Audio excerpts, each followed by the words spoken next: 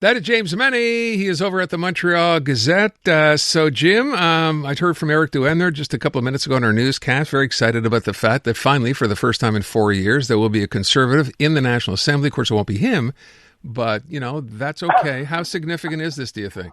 Well, actually, there will be a conservative leader in the National Assembly because now he doesn't need a hall pass to get into the building, right? he has an MNA. Yeah. Sitting, duly elected, an MNA sitting in the National Assembly, so he doesn't need to get his hand stamped to get past the doorman to get into the National Assembly.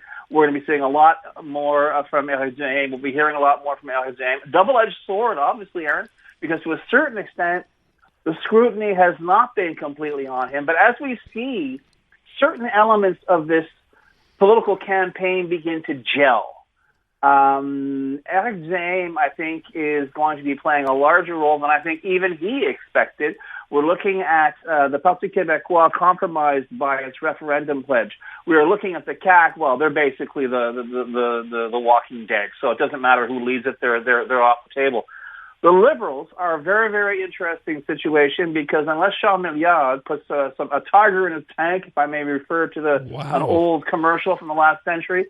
I got news for you. He's going to be going up against the PQ and against the Conservatives. And please, don't forget that there are people across this province who have not forgotten how they got basically thrown under a bus by the Liberal Party. Many of them listening to this show right now. But I got to tell you, Aaron, it's not just an Anglo thing. You remember in the disastrous 2018 election that first brought us the Coalition Avenir Québec. That was a terrible campaign that was run by the Couillard Liberals, and basically one that was so out to lunch that you're surprised that the CAQ didn't even do better than it did. But the fact is, everyone left town the day after. You remember how furious I was that after being elected in his riding, Philippe Couillard decides to leave politics. And now here we are with apparently a Quebec Liberal Party on the cusp of being recycled. We'll see how that works out, but it's all going to be on the shoulders of Charles Milliard, who is not, as far as I'm concerned, facing one main rival, which would be the Parti Québécois, but I also think the Conservatives. Please don't dismiss. I know the PQ is already dismissing them. I think it was Pascal Bérubé today who said, well, a very small percentage of Quebec voted for them. Buddy, you know what? You just take it easy now. Don't freak out because even though they didn't win a seat, they should have, but that's our stupid electoral system. But the bottom line here is, please, the same way in 2018, everyone's surprised because people ran to the CAQ because they weren't the Liberals or the PQ. I'm not saying there's going to be a rush towards the Conservatives in this election campaign, but you may see a drift, a flow, perhaps a change in current in Quebec's political stream that could end up surprising a lot of people on the first Tuesday in October of this year. Jim, I would ask a question with respect to that, and we talked about this before. Eric Duhem, he's a likable kind of guy, right? He's easy to talk to. He doesn't sort of, he doesn't give you the BS. He tells you the way it is. Yeah. But I wonder how much in an upcoming election do you think will be pulled back in the same way that you have to everything you talk about the PQ has to be based on referendum talk, which they would like to do less and less of. In the case of the Conservatives, and I know this is a while ago, do you think they dredge up that whole thing about supporting anti-vaxxers, supporting the truckers? Does that play a part in this campaign? They will do anything, and the defense will be, well, of course, they can't, that was then, this is now. Why aren't they talking about the here and now in Quebec? Why aren't they talking about the referendum that they're promising?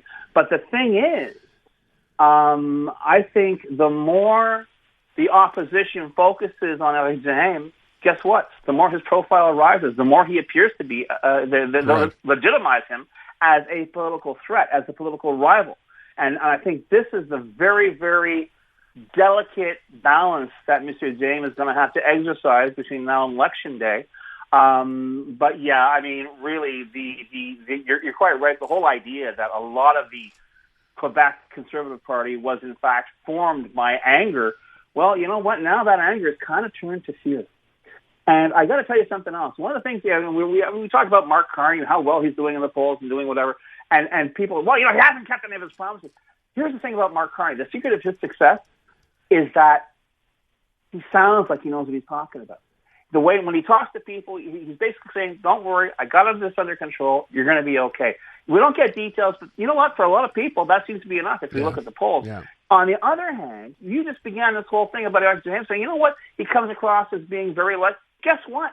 Sometimes in politics, Aaron, being likable is enough. I know it sounds very simplistic, perhaps a bit patronizing, but the fact of the matter is, it's not quite the who would you want to sit down and have a beer with question, but it's also a matter of who would you trust with your vote to do their best with your vote, and that might also be a factor in the coming general election. Fair enough. I want to ask this other story. Now, obviously, we're focusing on the Supreme Court, the Bill 21, or the notwithstanding clause, whatever you want to refer to these hearings as. Halfway through, today's second day, there are 4 days for these to go through.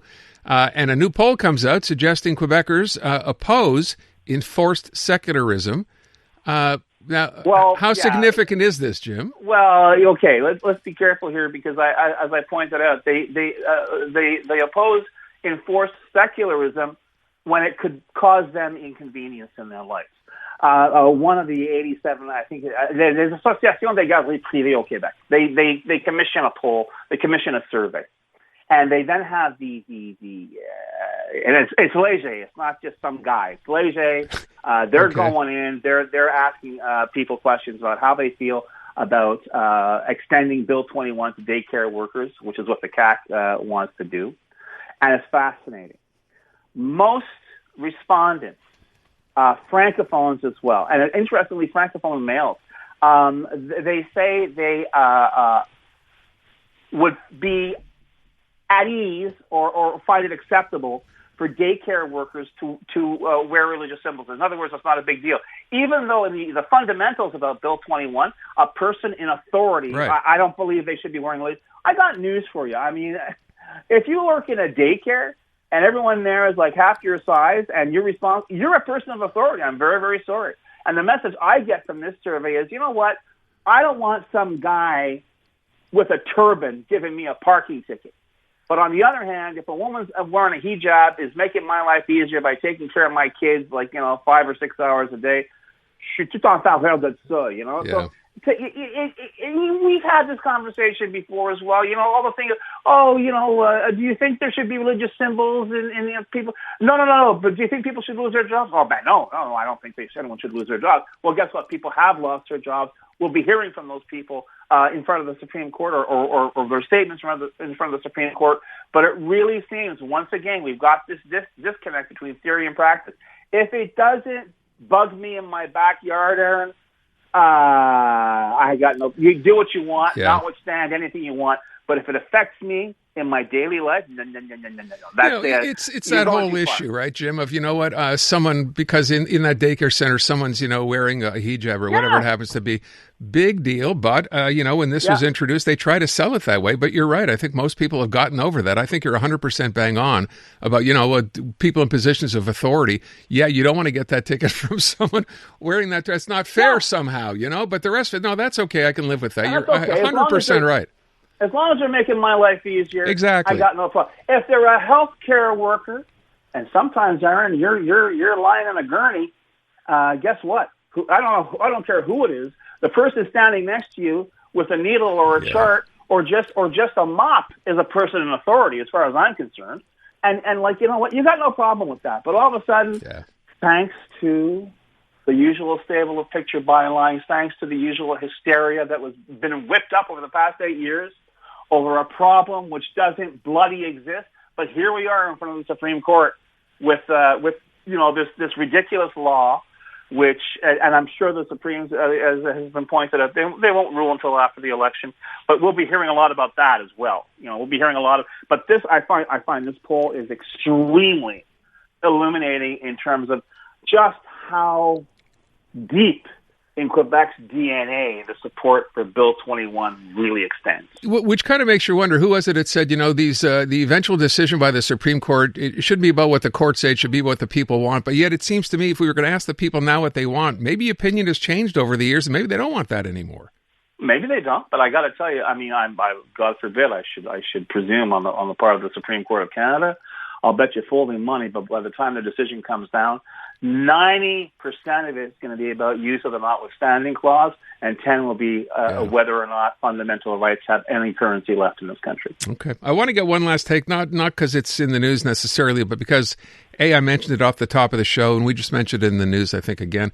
What's your take on this whole scandal over Michael Russo having not spoken French in that issue, talking about the Air Canada crash the other night? Is this another typical tone-deaf, numbskull move on the part of the CEO of Air Canada?